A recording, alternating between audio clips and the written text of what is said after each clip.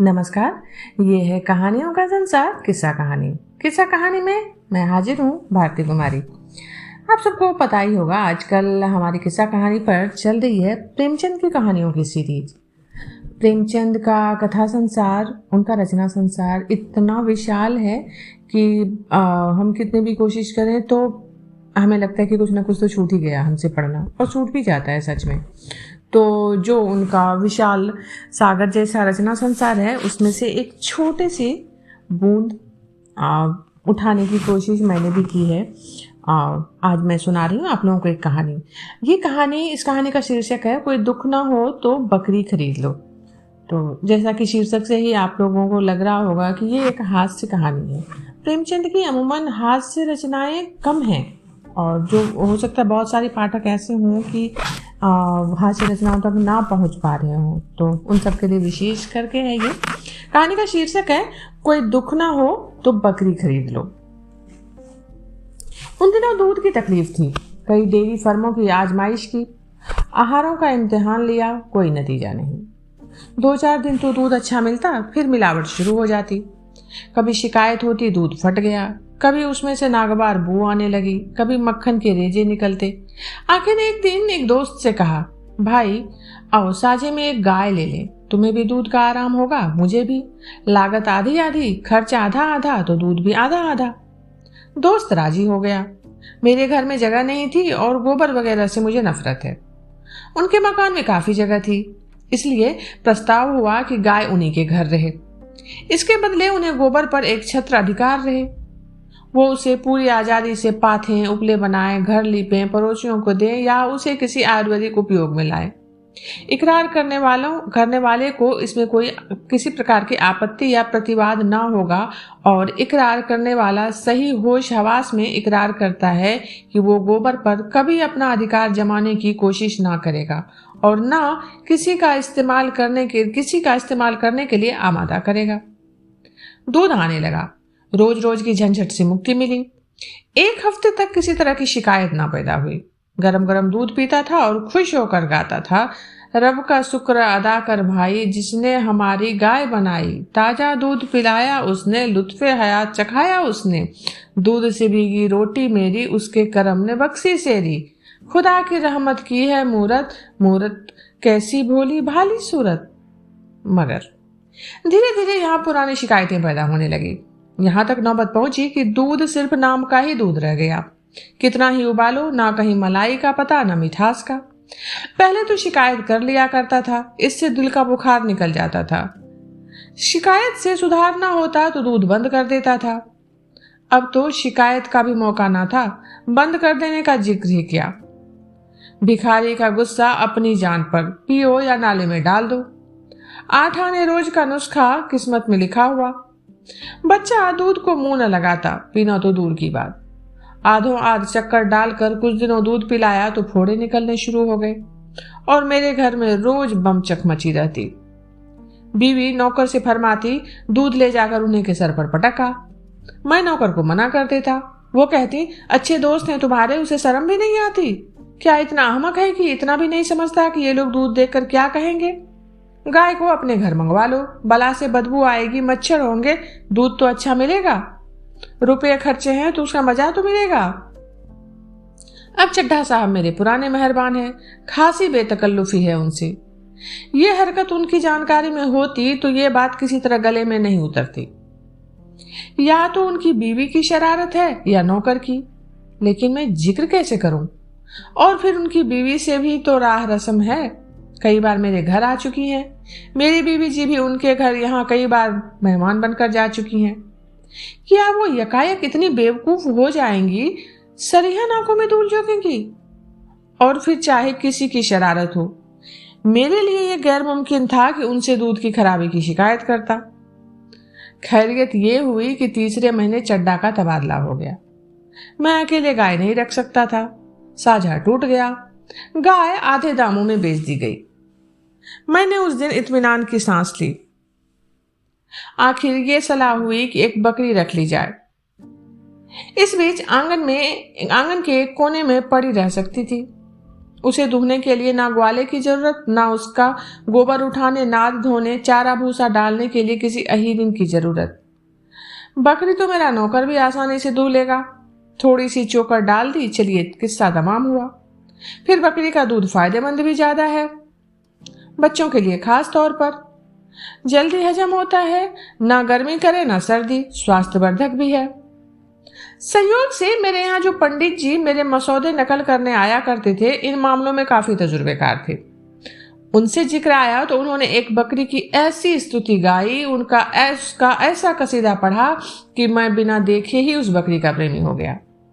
पछाही नस्ल की बकरी है, ऊंचे कद की, बड़े बड़े थन जो जमीन से लगते चलते हैं, बेहद कमखोर लेकिन बेहद दुधार। एक वक्त में 2-2.5 सेर दूध ले लीजिए। अभी पहली ही बार ही बियाई है, 25 रुपए में आ जाएगी। मुझे दाम कुछ ज्यादा मालूम हुए, लेकिन पंडित जी पर मुझे एतबार था। फरमाइश करती गई और तीसरे दिन बकरी आ पहुंची। मैं देखकर उछल पड़ा। जो जो गुण बताए गए थे उनसे कुछ ज्यादा ही थी। एक छोटी सी मिट्टी की नाद मंगवाई गई, चोकर का भी इंतजाम हो गया।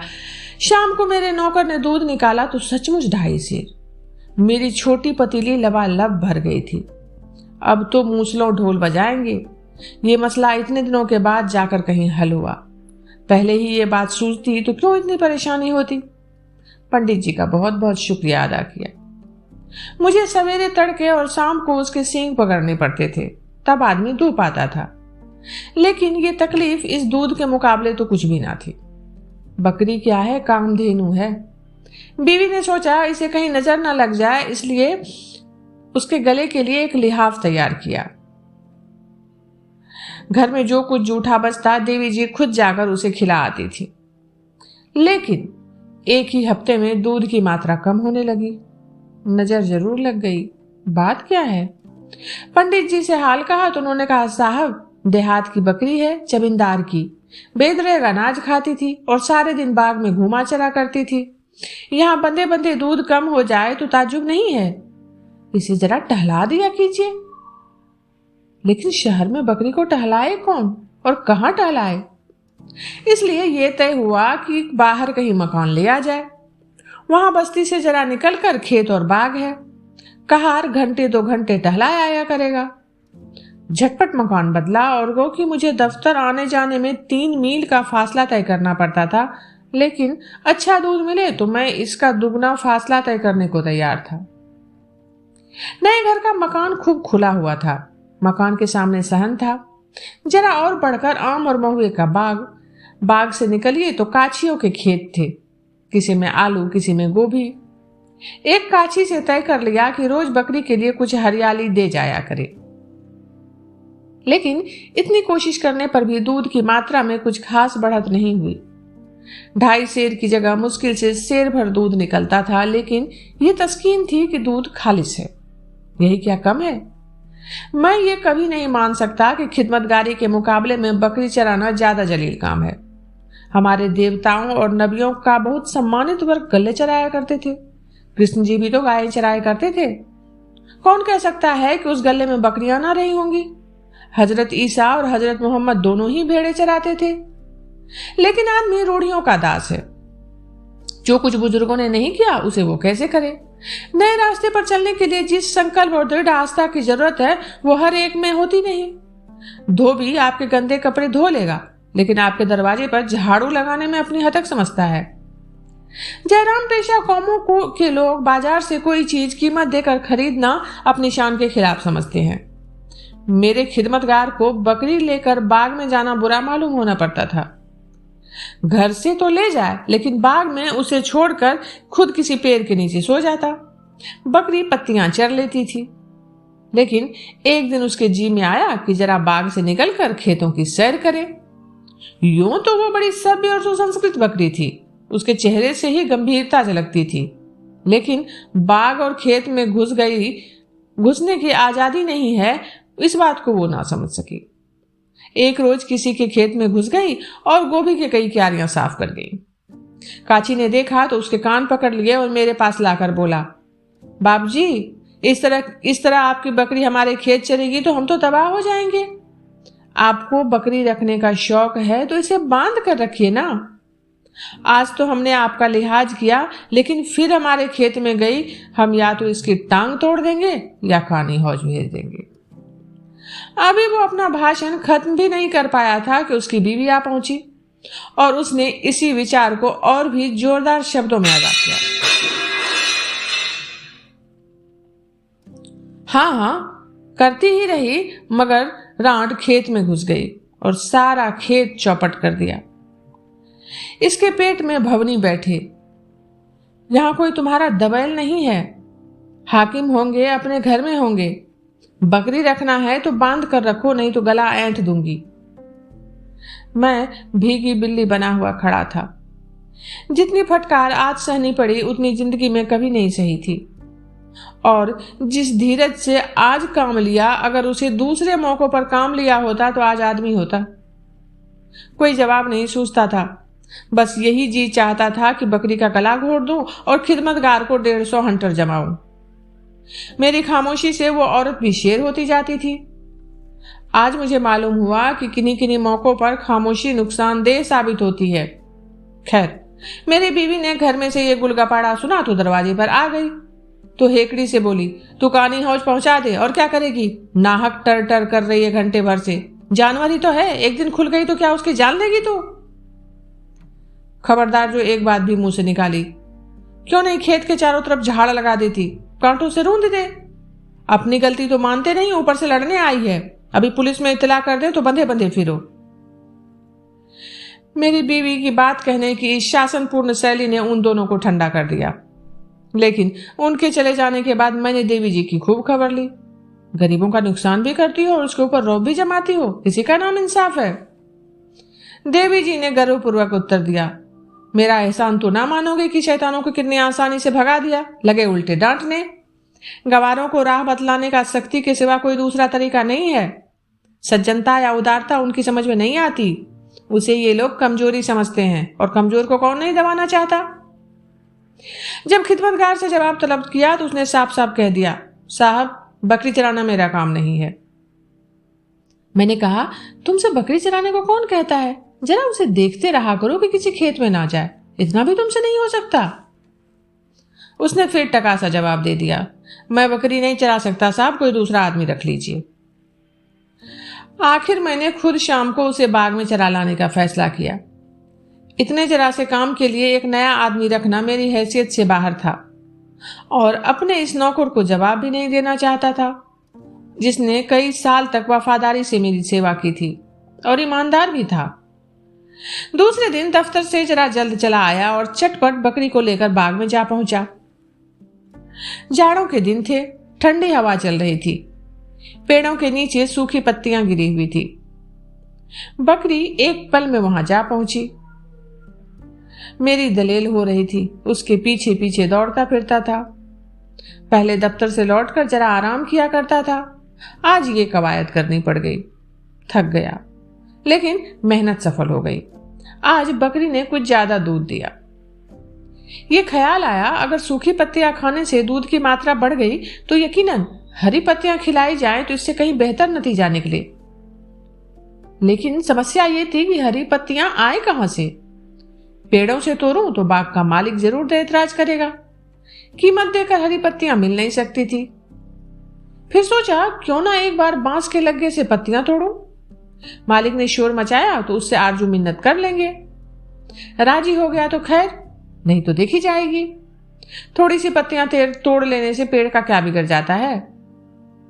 चुनांचे एक पड़ोसी से एक पतला लंबा बांस मांग लाया, उनमें एक आंकुश बांधा और शाम को बकरी को साथ लेकर पत्तियां तोड़ने लगा।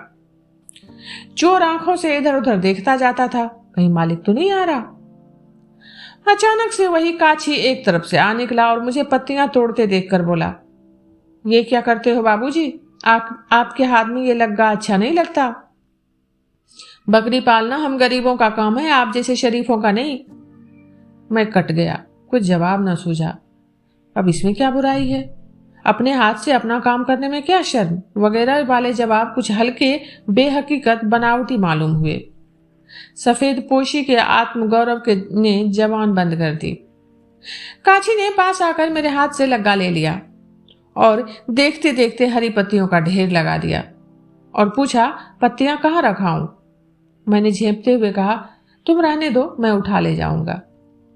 उसने थोड़ी सी पत्तियां बगल में उठा ली और बोला, आप क्या पत्तियां रखने जाएंगे? चलिए मैं रखाऊं। मैंने बरामदे में पत्तियां रखवा ली। उसी पेड़ के नीचे उसकी चौगुनी पत्तियां पड़ी हुई थी। काची ने उनका एक गट्ठा बनाया और सर पर लाद कर चला गया। अब मुझे मालूम हुआ ये देहाती लोग कितने चालाक होते हैं। कोई बात मतलब से खाली नहीं होता इनका। लेकिन दूसरे दिन बकरी को बाग में ले जाना मेरे लिए कठिन हो गया। काची फिर से देखेगा और ना जाने क्या क्या फिक्रे कसेगा। उसकी नजरों में गिर जाना मुंह में कालिक लगाने से कम शर्मनाक ना था। हमारे सम्मान और प्रतिष्ठा की जो कसौटी लोगों ने बना रखी थी, हमको उसका आदर करना पड़ेगा। नक्कू बनकर रहे तो क्या रहे।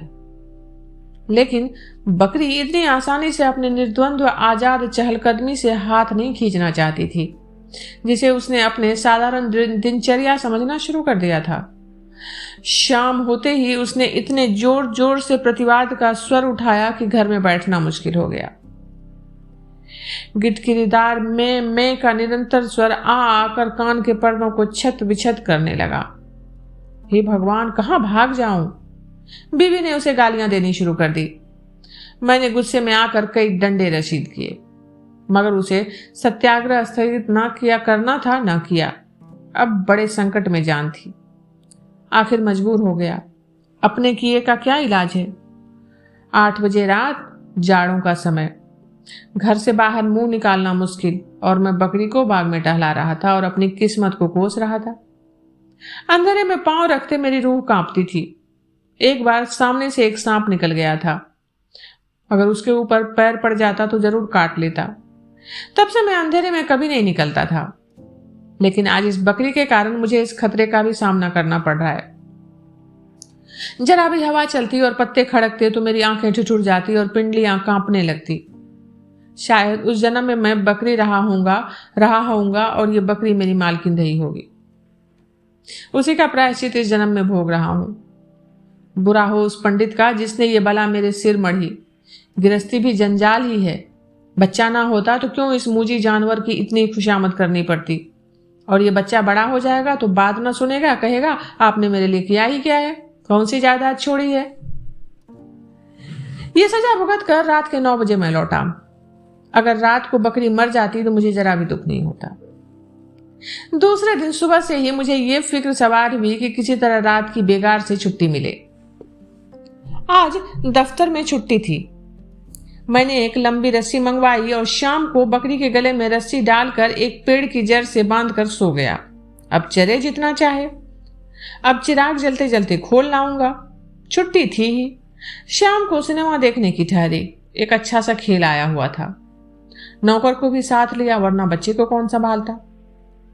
जब 9 बजे रात को घर लौटे तो मैं लालटेन लेकर बकरी लेने गया तो क्या देखता हूं कि उसने रस्सी को 2-3 पेड़ों से लपेटकर ऐसा उलझा डाला है कि सुलझना मुश्किल है। इतनी रस्सी भी ना बची थी कि वो एक कदम भी चल सकती। ला हौल वला कुव्वत, जी में आया कि कमबख्त को यहीं छोड़ दूं। मरती है तो मर जाए, अब इतनी रात को लालटेन की रोशनी में रस्सी सुलझाने बैठे। लेकिन दिल न माना। पहले उसकी गर्दन से रस्सी खोली, फिर उसकी पेंच दर पेंच ऐठन छुड़ाई। 1 घंटा लग गया। मारे सर्दी के हाथ ठिठुरे जाते थे। जी जल रहा था वो अलग। ये तरकीब और भी तकलीफ देह साबित हुई। अब आगे क्या करूं, अक्ल काम नहीं करती थी। दूध का ख्याल ना होता तो किसी को मुफ्त दे देता। शाम होते ही चुड़ैल अपनी चीख पुकार शुरू कर देगी और घर में रहना मुश्किल हो जाएगा। और आवाज भी इतनी कर्कश और मनहूस होती है कि बस। शास्त्रों में लिखा भी है, जितनी दूर उसकी आवाज जाती है उतनी दूर देवता नहीं आते। स्वर्ग की बसने वाली हस्तियां जो अप्सराओं के गाने सुनने की आदी हैं, उसकी कर्कश आवाज से नफरत करें तो क्या ताज्जुब। मुझ पर उसकी कर्णपटु पुकारों का ऐसा आतंक सवार था कि दूसरे दिन दफ्तर से आते ही मैं घर से निकल भागा। लेकिन 1 मील निकल जाने पर भी ऐसा लग रहा था कि उसकी आवाज मेरा पीछा किए चली आती है। अपने इस चिड़चिड़ेपन पर शर्म भी आ रही थी। जिसे एक बकरी रखने का सामर्थ्य भी ना हो, वो इतना नाजुक दिमाग क्यों बने? और फिर तुम सारी रात को घर से बाहर रहोगे नहीं? 8 बजे पहुंचे हुए तो क्या वो गीत गाकर तुम्हारा स्वागत ना करेगा? अचानक एक नीची शाखाओं वाला पेड़ देखकर मुझे बरबस उस पर चढ़ने की इच्छा हुई। सपाट तनों पर चढ़ना मुश्किल होता है। यहां तो 6-7 फुट की ऊंचाई पर शाखें फूट गई थी। हरी हरी पत्तियों से पेड़ लदा खड़ा था और पेड़ भी था गूलर का, जिसकी पत्तियों से बकरियों को खास प्रेम है। मैं इधर 30 साल से किसी रुख पर पेड़ पर नहीं चढ़ा, तो वो आदत चली गई थी। इसलिए आसान चढ़ाई के बावजूद मेरे पांव कांप रहे थे, पर मैंने हिम्मत नहीं हारी और पत्तियां तोड़ तोड़ कर नीचे गिराने लगा। अब यहाँ अकेले हैं, मुझे कौन देखता है कि मैं पत्तियां तोड़ रहा हूं? अभी अंधेरा हुआ जाता है, पत्तियों का एक गट्ठा बगल में दबाऊंगा और घर जा पहुंचेगा। अगर इतने में भी बकरी ने कुछ ची चपड़ की तो उसकी शामत ही आ जाएगी। मैं अभी ऊपर ही था कि बकरियों और भेड़ों का एक गोल ना जाने किधर से आ निकला और पत्तियों पर पिल पड़ा।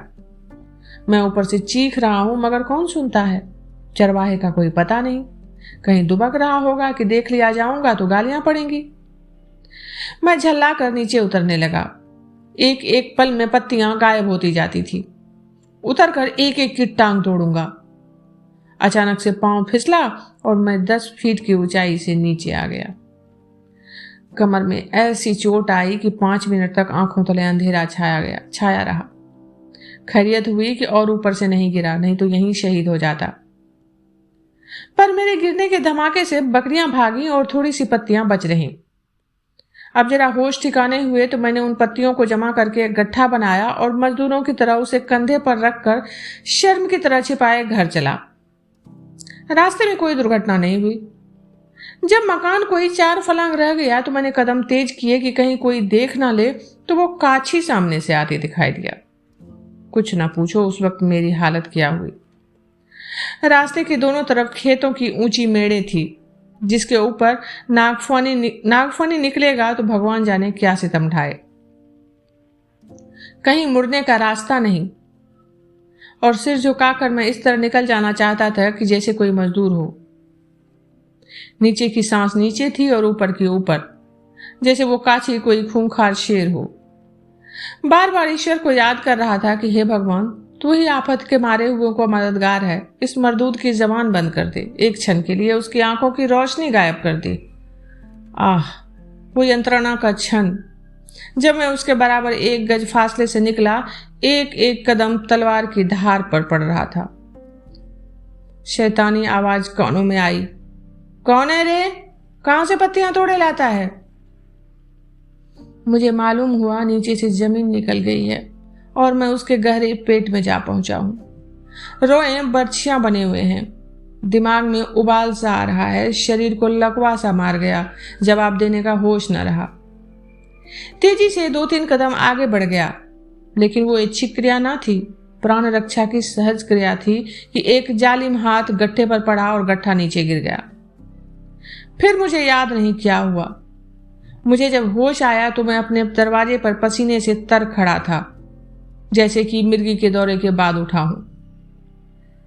इस बीच मेरी आत्मा पर उपचेतना का आधिपत्य था और बकरी की घृणित आवाज, वो कर्कश आवाज, वो हिम्मत तोड़ने वाली आवाज, वो दुनिया की सारी मुसीबतों का खुलसा, वो दुनिया की सारी लानतों की रूह कानों में चुभी जा रही थी।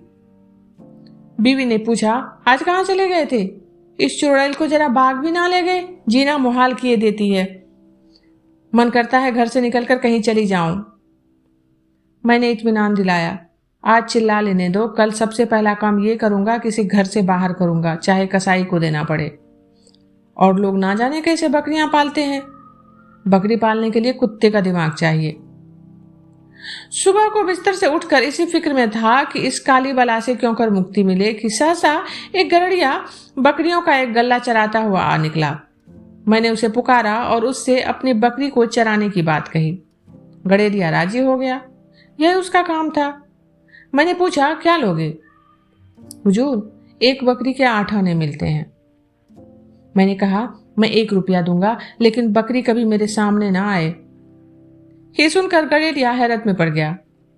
वो पूछा, मरखाही क्या है? मरखाही है क्या बाबूजी?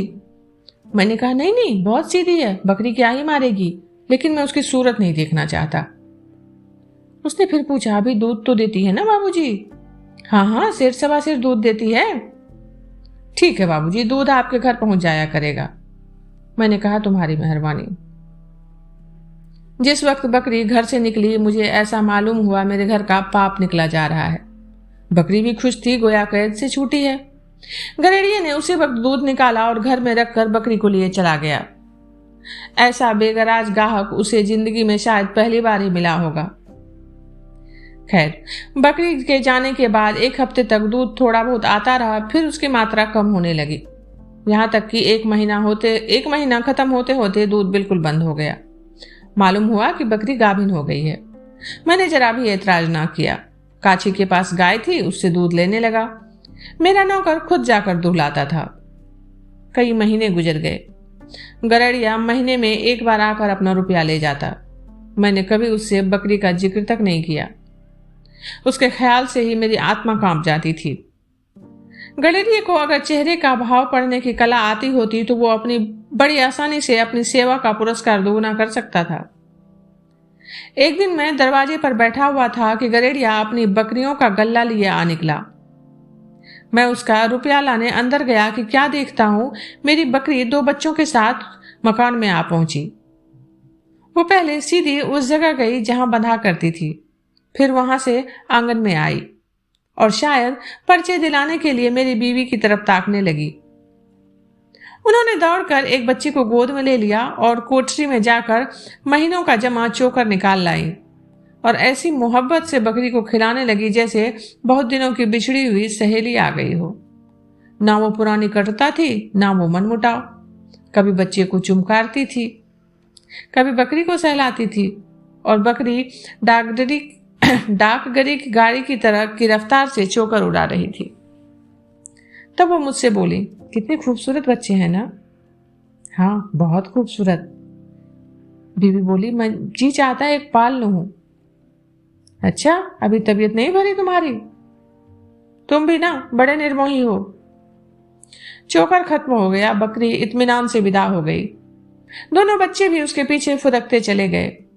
देवी जी आंख में आंसू भरे ये तमाशा देखने लगी। गरेड़िये ने चिलम भरी और घर से आग मांगने आया।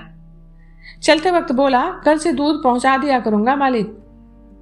देवी जी ने कहा, और दोनों बच्चे क्या पिएंगे?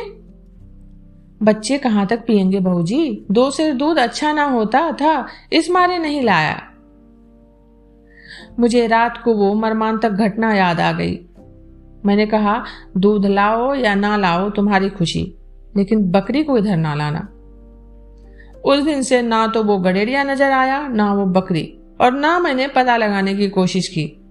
लेकिन देवी जी कभी कभी उसके बच्चों को याद करके आंसू बहा लेती हैं। ये कहानी इतनी ही। अभी आप सुन रहे थे भारती कुमारी की आवाज में प्रेमचंद की लिखी हुई कहानी कोई दुख ना हो तो बकरी पाल लो। जल्दी ही मिलती हूँ एक नई रचना के साथ। तब तक आप सब जुड़े रहिए किस्सा कहानी से।